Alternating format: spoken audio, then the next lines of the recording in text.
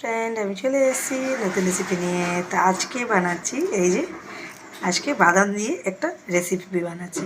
তো আমি কী বানাচ্ছি সেটা আপনাদেরকে দেখাচ্ছি। তো আপনারা দেখতে থাকবেন, সাথে থাকবেন, লাইক করবেন, সাবস্ক্রাইব করবেন।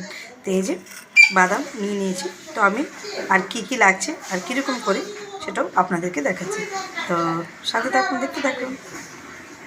তো এই যে তাওয়াটা বসিয়ে দিয়েছি। তো এবার অল্প করে তেল দেবো। তো বেশি তেল দেবো না, তেলটা অল্পই লাগবে। এই যে অল্প করে তেল দিলাম। তো তেলটা একটু গরম হয়ে যায়।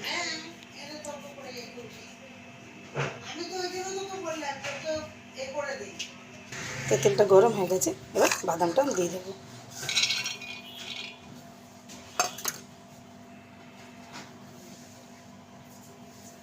তো এটা হালকা হালকা করে এরকম ভাজবো। একটু হালকা করে ভাজা হোক এটা।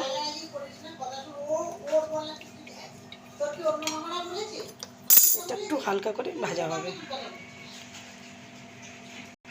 তো ভাজা হচ্ছে, তার সাথে আমি এই যে জিরে দিলাম।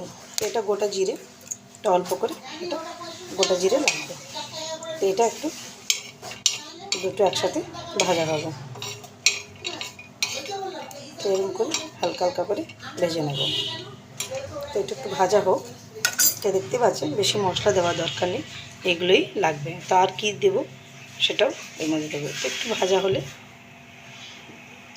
দেব। তো হালকা হালকা করে ভাজা হয়ে গেছে, এবার আমি কাঁচা লঙ্কা দিয়ে দেবো এর মধ্যে। এই যে এরকম করে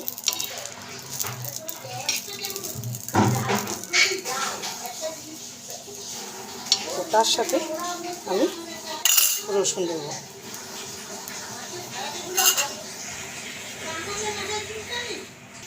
এই যে একটু ভাজা ভাজা হয়েই গেছে, তবে এটা রসুন দিয়ে দেবো। তো রসুনটা দিয়ে দিয়েছি। এবারে আমি নুনটা সাথে দেবো। তো নুনটা আপনি আপনার অনুযায়ী দেবেন। আমি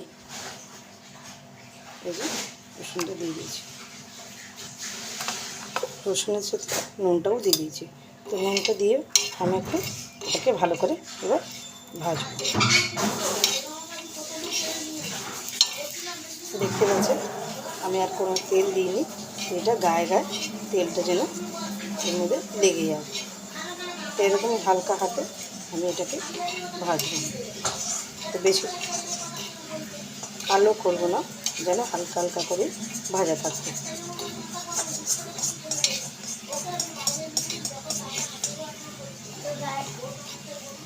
এটা একটু ভাজা হোক। দেখতে পাচ্ছেন কীরকম কালারগুলো, একটু বাদামি কালার হোক।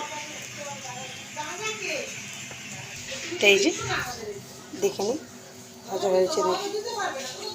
দেখতে পাচ্ছেন হালকা হালকা সব লঙ্কাগুলো ভাজা হয়ে গেছে, আর বাদামটাও ভাজা হয়ে গেছে। এইবারে আমি ধনে পাতা দেবো। তো এর মধ্যে এরকম করে ধনে পাতাটা দিয়ে দেবো। এটা বেশি করবো না। তো এই যে এরকম করে ধনে পাতা দিয়ে এবারটাকে সেদ্ধ করবো।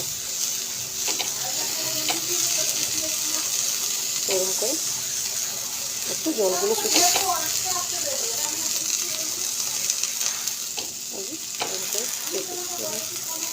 যেমন জলগুলো না থাকে।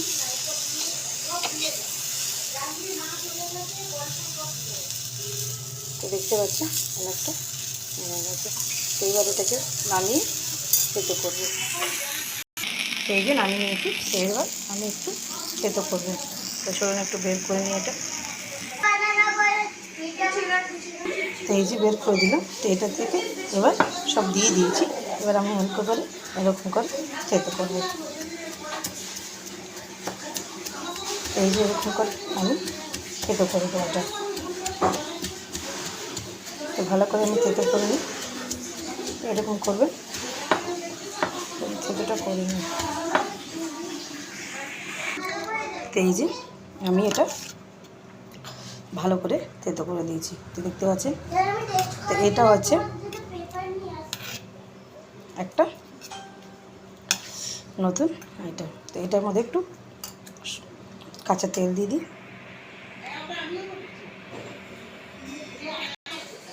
এই যে একটু কাঁচা তেল দেবো, ব্যাস এইটুকুনি দেবো, কেন আমি তেল আগের থেকে দিয়ে দিয়েছি, তো এটা কাঁচা খাওয়ার জন্য, তাই জন্য এটা ভালো লাগবে। তো চলুন, আমার রেসিপিটি রেডি হয়ে গেছে। তো টাটা, বাই বাই।